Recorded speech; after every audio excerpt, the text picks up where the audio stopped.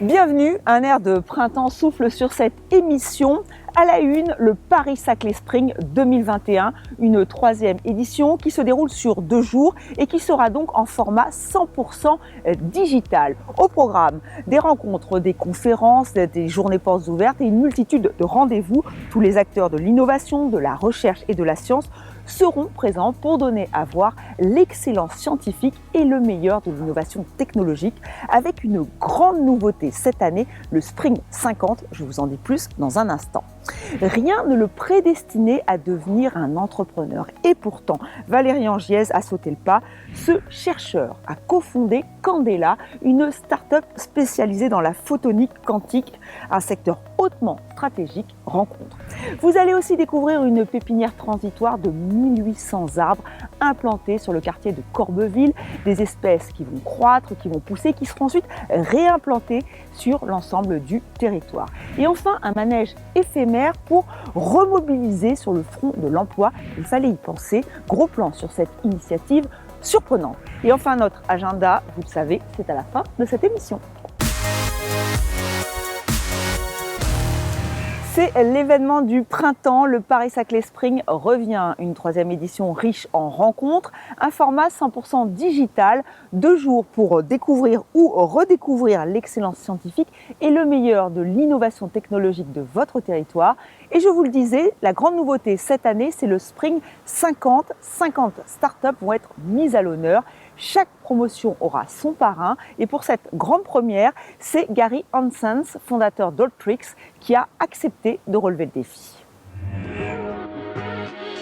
Je m'appelle Gary Hansens, j'ai 37 ans, je suis entrepreneur depuis l'âge de 20 ans.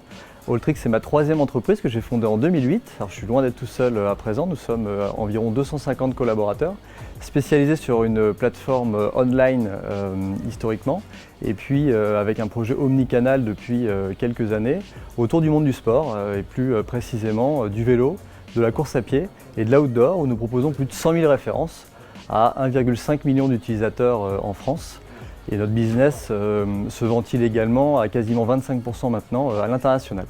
Et donc je suis par ailleurs cofondateur de la French Tech Paris-Saclay qui a été labellisée il y a un peu plus de 2 ans et qui compte plus d'une centaine de startups sur le territoire entre Massy et Versailles en passant évidemment par le plateau de Paris-Saclay qui regroupe environ 500 startups. Et puis j'ai eu le grand plaisir d'être invité à être le parrain de l'édition Spring 50 de cette année et je suis évidemment très honoré, très fier, très énergisé à l'idée de pouvoir participer à cet événement qui va mettre en lumière des startups que nous avons donc retenues suite à leur candidature pour pouvoir les faire briller sur le plan local, national et international et mettre en lumière leurs formidables projets pour développer et relancer énormément d'activités en France. Et donc mon rôle dans cette mission de parrain, c'est évidemment d'accompagner le casting de ces entreprises et puis de les suivre, de les coacher, de les mentorer, d'échanger avec elles à la suite de l'événement de Spring et de pouvoir les accompagner dans leur développement. Et donc ce qui est particulièrement intéressant et captivant cette année, c'est qu'on voit énormément de techno de rupture. Et donc évidemment dans un contexte comme celui-ci où beaucoup de choses sont en rupture parce que les modes de vie, de consommation, d'interaction sont à réinventer. Il y a énormément de projets et d'entreprises émergentes qui viennent bousculer, challenger et structurer de nouveaux sujets et de nouveaux projets de demain.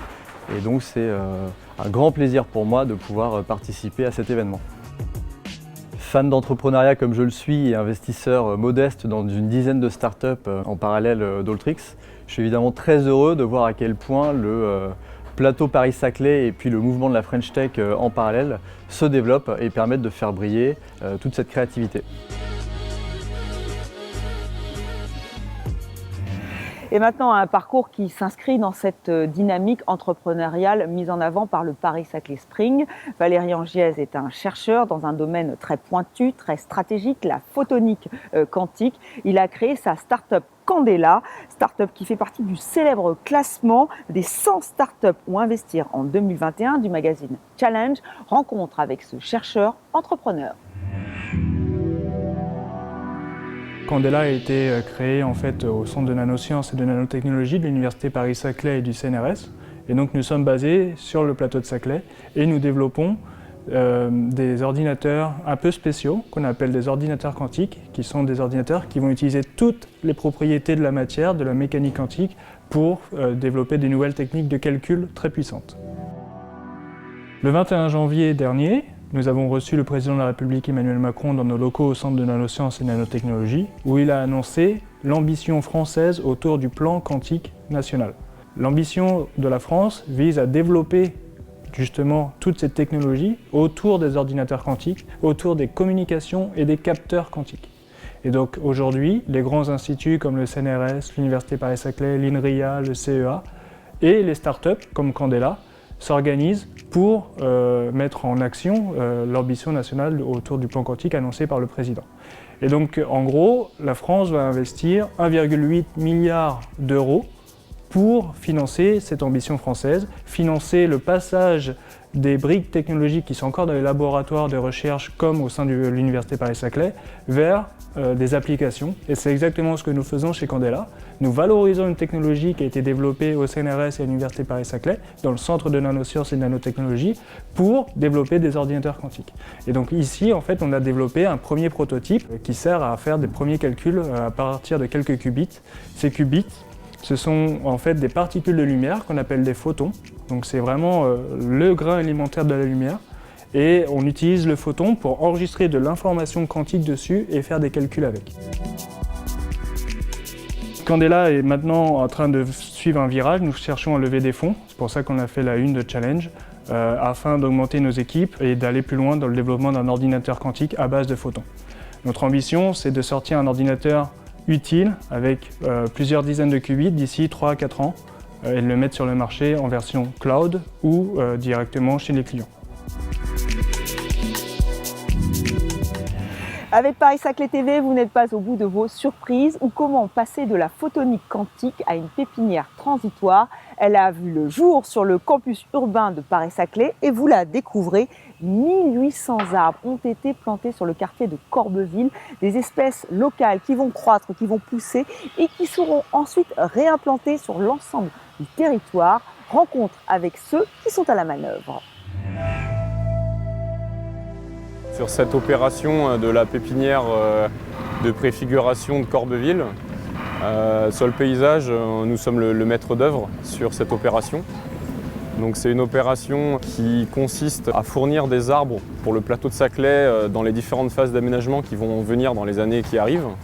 Et donc en fait, ce projet de pépinière, il a vocation déjà à constituer un paysage transitoire.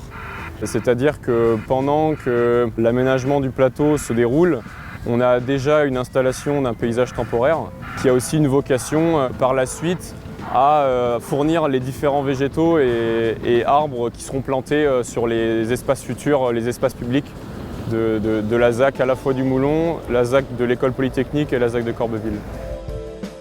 Sur ce carré de pépinière, on a planté un peu plus de 2000 sujets qui vont être en culture pendant 2 saisons. Le premier arrachage aura lieu en 2023-2024 sur la période hivernale et le deuxième arrachage et le dernier aura lieu en 2024-2025. Je suis le pépiniériste, je suis la personne qui s'occupe de la pépinière ici qu'on a créée avec le groupe Sympholia. Le groupe Sympholia, c'est 5 pépinières en France qui sont producteurs et qui essayent de promouvoir l'activité de la production des arbres et des arbustes et des plantes d'extérieur en France. L'objectif était qu'à terme, on ait des arbres qui fassent une taille donnée lors de l'appel d'offres. Donc on a planté ici des petits sujets qu'on appelle des jeunes arbres avec l'objectif de les faire pousser, de les faire grandir en hauteur, en taille de branche et en taille de tronc pour les fournir aux futures entreprises de paysage qui travaillent sur le plateau de Saclay. L'objectif de la pépinière est de produire des arbres dans un milieu assez similaire à l'endroit où les arbres vont aller, donc un milieu où le sol va être le même que le sol des chantiers alentours. Le but de la pépinière, c'était de mettre des essences assez locales, donc on a planté du bouleau, du fagus, du chêne et de l'érable. C'est des essences qui sont endémiques de la région et qu'on va essayer de produire ici et d'avoir de beaux sujets à la taille demandée au marché. L'objectif est de produire des végétaux dans des conditions climatiques similaires à l'endroit futur où les arbres seront plantés pour l'éternité.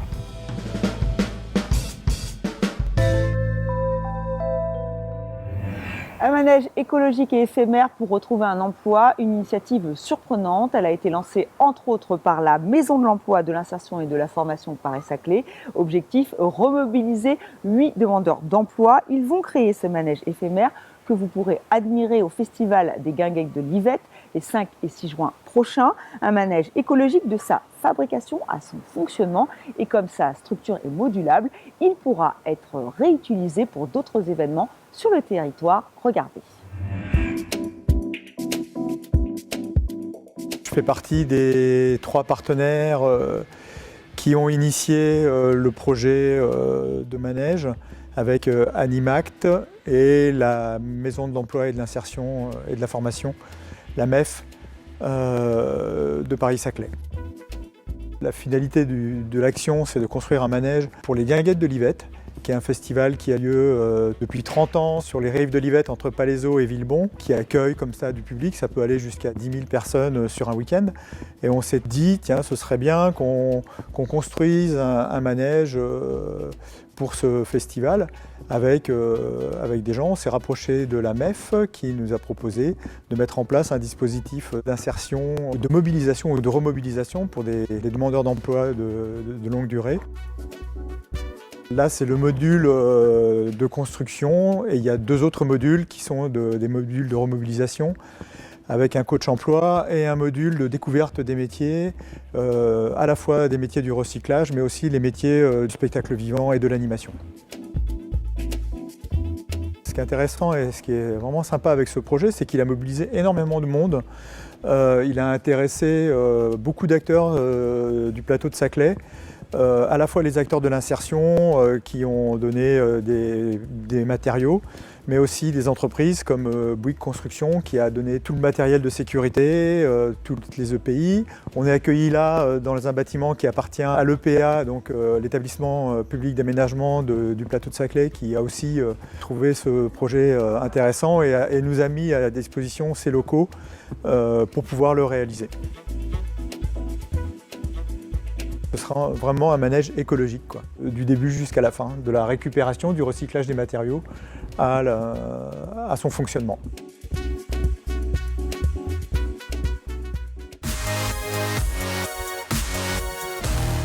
Notre agenda à présent, vous l'aurez compris, l'événement incontournable de ce printemps, c'est le Paris-Saclay Spring, un événement qui se déroule sur 2 jours. Alors le 20 mai, il y aura un plateau télévisé qui va vous permettre de mieux comprendre comment le modèle de communauté d'innovation à Paris-Saclay a pu faire face à la crise et quel modèle il peut proposer dans le futur. Le 21 mai, ne ratez pas les circuits de l'innovation. Alors attention, c'est uniquement sur inscription. Journée portes ouvertes dans les laboratoires, les centres de recherche privés. Il y a aussi des stands de partenaires. C'est exclusivement sur le salon virtuel en digital avec possibilité d'échange. Et durant ces 2 jours, des rendez-vous B2B et B2C en digital sont également proposés. Plus d'informations sur notre site epaps.fr. La concertation sur la ZAC gare de Guyancourt, Saint-Quentin, quartier des Savoirs est lancée. Venez participer aux échanges sur le futur quartier des Savoirs lors des premières balades urbaines de découverte du site. Rendez-vous est pris les 3, 7 et 8 mai 2021. 2 autres rendez-vous à ne pas manquer, l'entrepreneur au cœur de son projet. Lors de cet atelier, vous découvrirez comment sécuriser votre projet en 4 questions. C'est le 7 mai en digital. Toutes les informations sont sur le site que vous voyez s'afficher au bas de l'écran. Vous êtes créateur, fabricant, artisan du territoire avec une pratique responsable. Faites découvrir vos réalisations lors de notre marché des créateurs. C'est jusqu'au 17 mai. Là aussi, plus d'informations sur le site qui s'affiche. Voilà, c'est déjà la fin de cette émission. Ne ratez surtout pas le Paris-Saclay Spring les 20 et 21 mai. Moi, je vous dis à très bientôt. Et d'ici là, restez informés sur notre site epaps.fr et prenez soin de vous. À très vite.